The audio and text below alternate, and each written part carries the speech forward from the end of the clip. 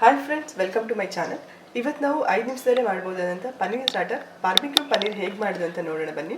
ನಿಮಗೆಲ್ಲರಿಗೂ ಈ ವಿಡಿಯೋ ಇಷ್ಟ ಆದರೆ ಲೈಕ್ ಮಾಡಿ, ಸಬ್ಸ್ಕ್ರೈಬ್ ಮಾಡೋದು ಮರಿಬೇಡಿ. ಹಾಗೆ ಪಕ್ಕದಲ್ಲಿರೋ ಬೆಲ್ ಐಕನ್ ಪ್ರೆಸ್ ಮಾಡಿ ನಾನು ಮಾಡಿರೋ ಹೊಸ ಅಡುಗೆದು ನೋಟಿಫಿಕೇಶನ್ ಸಿಗುತ್ತೆ. ಪನ್ನೀರ್, ಈರುಳ್ಳಿ, ಕ್ಯಾಪ್ಸಿಕಮ್ನೆಲ್ಲ ಕ್ಯೂಬ್ ಶೇಪಲ್ಲಿ ಕಟ್ ಮಾಡ್ಕೊಳ್ಳೋಣ.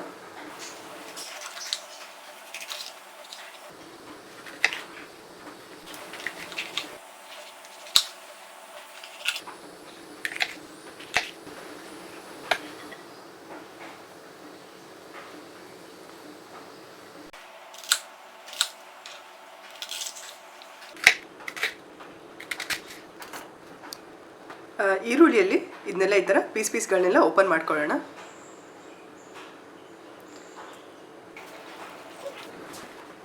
$200 ಪನ್ನೀರ್ ತೊಗೊಂಡಿದ್ದೀನಿ.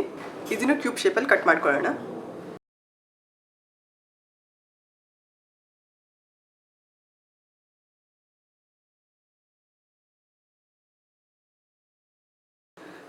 ಕಟ್ ಮಾಡ್ಕೊಂಡಿರೋ ಪನ್ನೀರ್ಗಳನ್ನ ಬಿಸಿನೀರಲ್ಲಿ ಒಂದು 5 ನಿಮಿಷ ನೆನೆಸ್ಕೊಳ್ಳೋಣ. 5 ನಿಮಿಷ ಆಗಿದೆ. ಈಗ ಪನ್ನೀರಲ್ಲಿರೋ ನೀರನ್ನೆಲ್ಲ ಸೋಸ್ಕೊಳ್ಳೋಣ.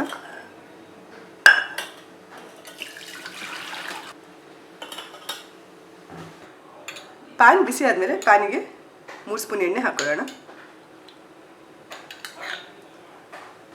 ಎಣ್ಣೆ ಬಿಸಿ ಆದಮೇಲೆ ಕ್ಯೂಬ್ ಶೇಪಲ್ಲಿ ಕಟ್ ಮಾಡ್ಕೊಂಡಿರೋ ಈರುಳ್ಳಿ ಮತ್ತು ಕ್ಯಾಪ್ಸಿಕಮ್ ಹಾಕೊಳ್ಳೋಣ.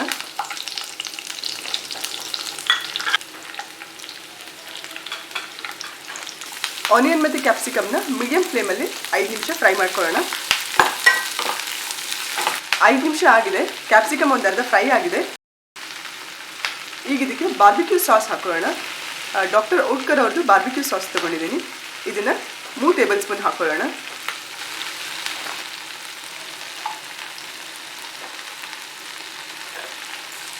ಕಾಲು ಕಪ್ ನೀರು ಹಾಕಿ ಚೆನ್ನಾಗಿ ಮಿಕ್ಸ್ ಮಾಡ್ಕೊಳ್ಳೋಣ.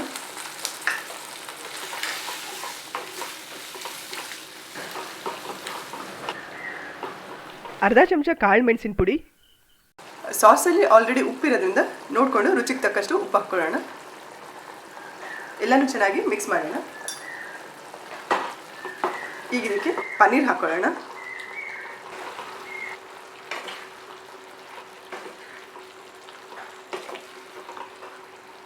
ಫ್ಲೇಮ್ನ ಹೈ ಫ್ಲೇಮಲ್ಲಿಟ್ಟು ಸಾಸ್ ಎಲ್ಲ ಪನ್ನೀರ್ಗೆ ಕೋಟ್ ಆಗೋ ತನಕ ಚೆನ್ನಾಗಿ ಬೇಯಿಸ್ಕೊಳ್ಳೋಣ.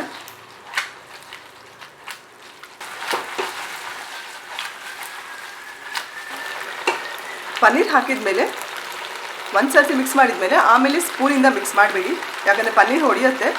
ಜಸ್ಟ್ ಪ್ಯಾನ್ನ ಈ ಥರ ಮಿಕ್ಸ್ ಮಾಡ್ಕೊಳ್ಳೋಣ. ಇದರಲ್ಲಿರೋ ನೀರೆಲ್ಲ ಹೋಗಿ ಫುಲ್ ಗಟ್ಟಿಯಾಗೋ ತನಕ ಚೆನ್ನಾಗಿ ಹೀಗೆ ಫ್ರೈ ಮಾಡ್ಕೊಳ್ಳೋಣ.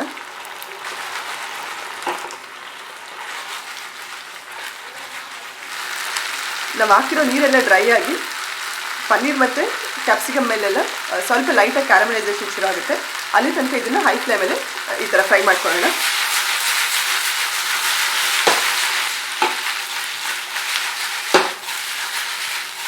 ಪನ್ನೀರೆಲ್ಲ ಕ್ಯಾರಮೆಲ್ ಆಗ್ತಿದೆ. ನೀರೆಲ್ಲ ಫುಲ್ ಡ್ರೈ ಆಗಿದೆ. ಈಗ ಸ್ಟವ್ನ ಆಫ್ ಮಾಡ್ಕೊಳ್ಳೋಣ.